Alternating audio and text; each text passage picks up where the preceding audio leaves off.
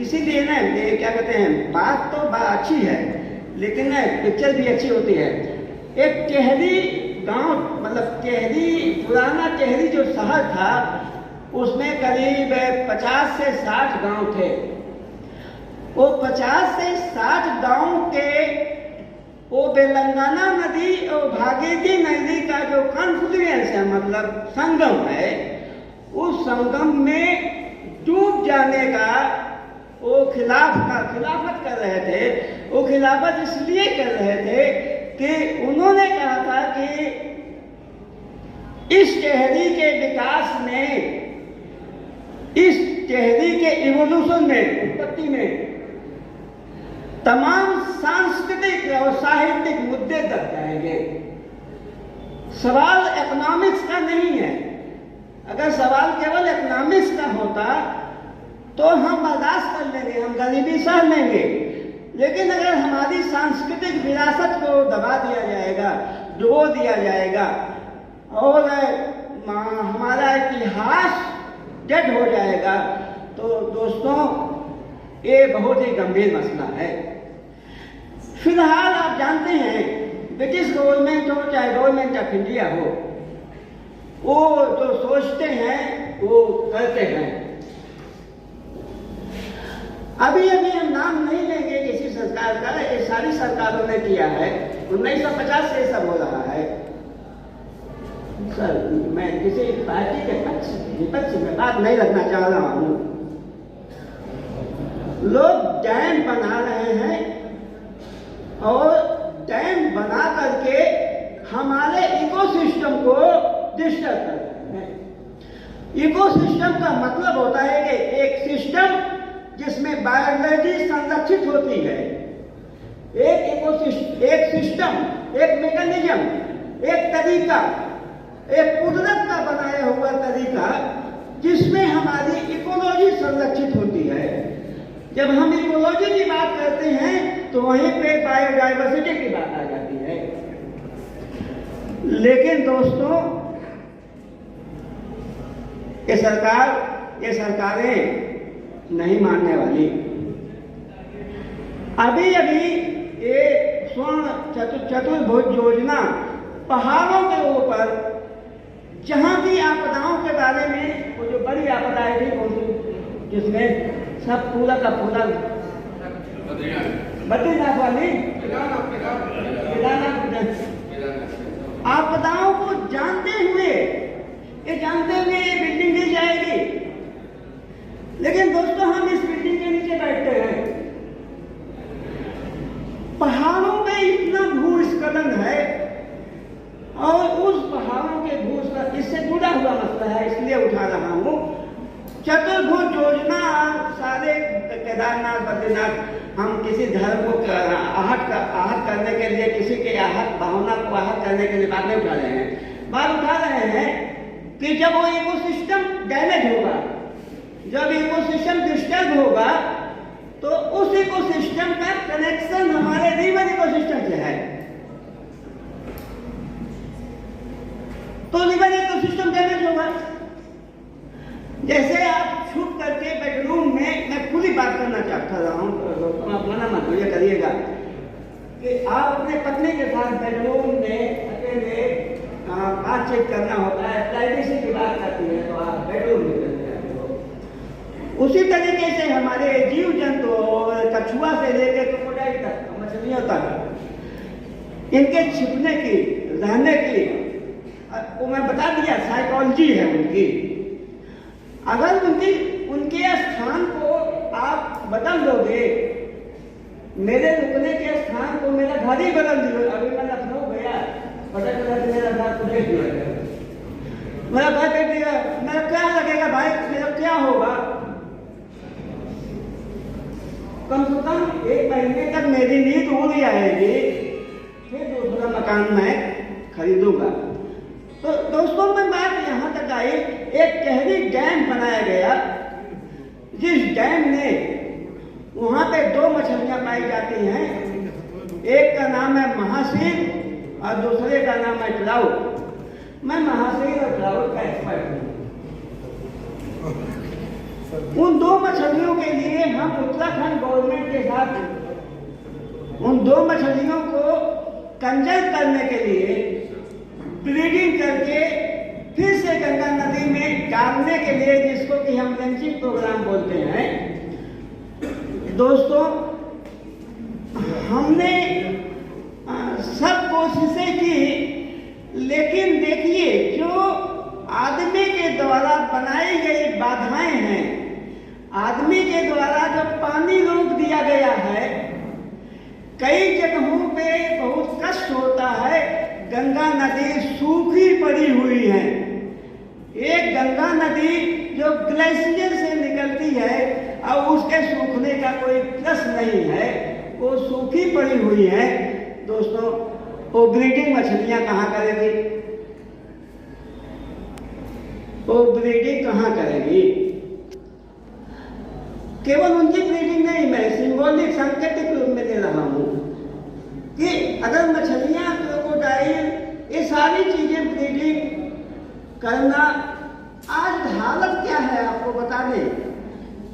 थोड़ा सा जल्दी में समेटना चाह रहा हूं मैं। आज हालत यह है कि 385 मछलियों की प्रजाति, दोस्तों मैं आपसे ध्यान आकर्षित करना चाह रहा हूं कि 385 मछलियों की प्रजाति 125 के नंबर पे पहुंच गई है। और वो केवल नंबर का मसला नहीं है, मसला ये है कि हर प्रजाति जो विलुप्त हो गई है और हर प्रजाति जो अभी 125 नंबर में है, वो 80 से 90% गायब हो गई है, खत्म हो गई है। इस मसले को लेकर के कहलगांव में, भागलपुर में कहलगांव है, कहलगांव में प्रोफेसर बनवारी लाल शर्मा और प्रोफेसर अनुपम मिश्रा, पद्म भूषण से उनको नवाजा गया है, प्रोफेसर अनुपम मिश्रा जी को।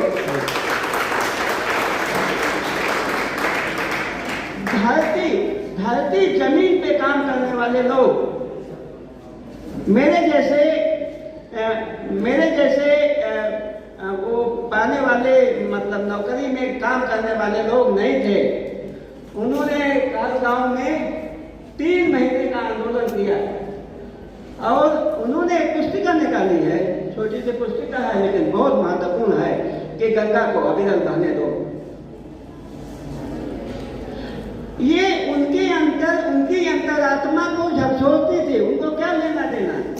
प्रोफेसर बनवारी लाल शर्मा इलाहाबाद यूनिवर्सिटी में हिंदी के प्रवक्ता थे, उनको क्या लेना देना, लेकिन उनकी आत्मा झकझोरती थी कि गंगा बचाओ, गंगा को बचाओ, किसी शर्त पे गंगा को बचाओ। इसलिए उनको भी बताना चाह रहा था।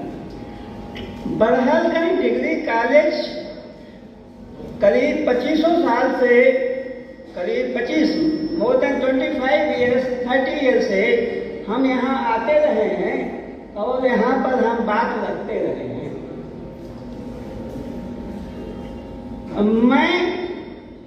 मेरी ये कर्तव्य बनता है, मेरी ड्यूटी बनती है कि मैं साथी विश्वनाथ, वो जिस भी मसले में, जिस भी अंतर विरोधों में यहाँ के प्रोफेसर रहे हैं, साथी विश्वनाथ जी हमारे बीच नहीं है। और ये शायद आप जानते हो, तो दुखद होगा, दुखद बात है मेरे लिए, आप सभी लोगों के लिए। और दूसरी चीज है कि मैं वैज्ञानिक की बात करूंगा, आप मत सोचिए कि मैं राजनीति की बात कर रहा हूँ या साहित्य की बात कर रहा हूँ। बड़हलगंज पीजी कॉलेज का स्वतंत्रता संग्राम में या जेपी मूवमेंट में एक अहम भूमिका रही है। लोकनायक जयप्रकाश नारायण ने जब संपूर्ण क्रांति का नारा दिया था, तो पटना के गांधी मैदान के बाद डीएवी कॉलेज और बड़हलगंज भी उसमें आता है। दोस्तों, आपके बरहलगंज पीजी कॉलेज के इस विरासत को मैं सलाम करता हूँ।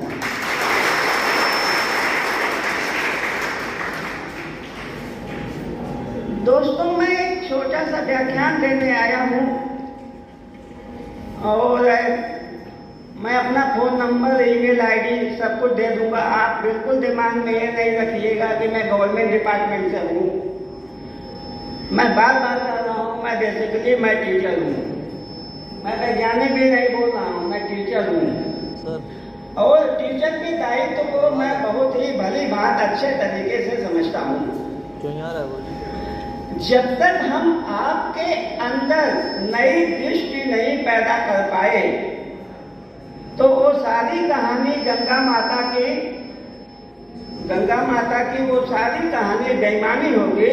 अगर हम अपने व्यवहार से, अपने काम से, अपने नॉलेज से आपको एक दूरदृष्टि नहीं दे पाए और दूरदृष्टि के साथ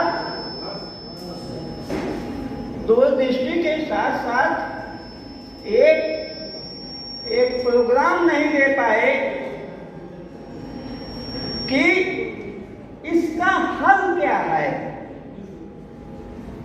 सवालात उठाने तो आसान होते हैं, हम भी उठाएंगे, हम भी सवालात उठाएंगे, लेकिन उन सवालातों का हल क्या है, ये चीज हम आपको बताएंगे।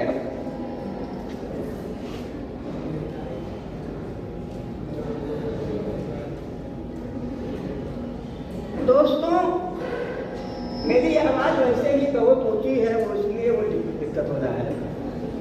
दोस्तों, एक चीज और मैं आपके संज्ञान में डालना चाह रहा हूँ और उसको दे दो ना हर्ष। तिवारी साहब इस प्रक्रिया से शामिल रहे हैं और चौबे साहब हैं।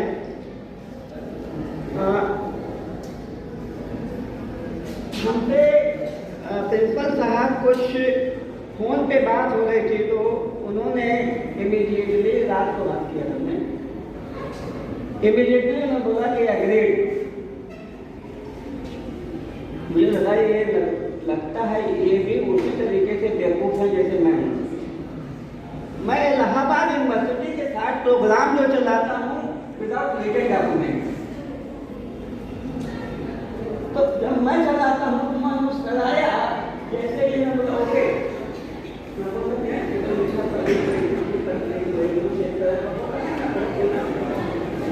बात है बहुत जगह मसले होते हैं। तो दोस्तों, ये उनके एकेडमिक एप्टीट्यूड और एकेडमिक कल्चर को रिफ्लेक्ट करता है कि प्रिंसिपल साहब ने फिर तिवारी साहब से बात हुई। तिवारी साहब से बात होते ही वो बोले कि आप आप मेरी बात को कट करके बोले कि आप ये बताना चाहते हैं।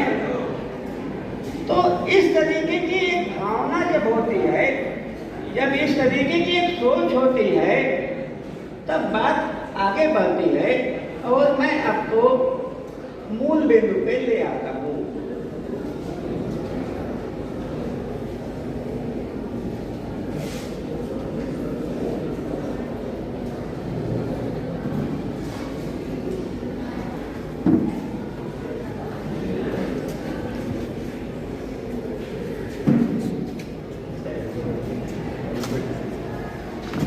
मार्टिन लूथर किंग को जानते हैं। मार्टिन लूथर किंग का नाम कितने लोगों ने सुना है? ये यूनाइटेड स्टेट्स ऑफ अमेरिका के गांधीवादी विचारक थे। चलिए मैं आगे बढ़ता हूँ। मार्टिन लूथर किंग ने लिखा है, मैं अपनी आधी बात अंग्रेजी आधी बात हिंदी में करूँगा, कोई दिक्कत तो नहीं। If you can not fly run, जिंदगी का नाम उन्होंने बताया है। If you can not fly, अगर आप उड़ नहीं सकते हो run. If you can not run walk, If you cannot walk, crawl. But by all means keep moving.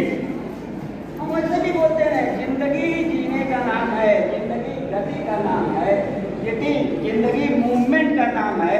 जिस दिन मूवमेंट रुक जाता है हम जिंदा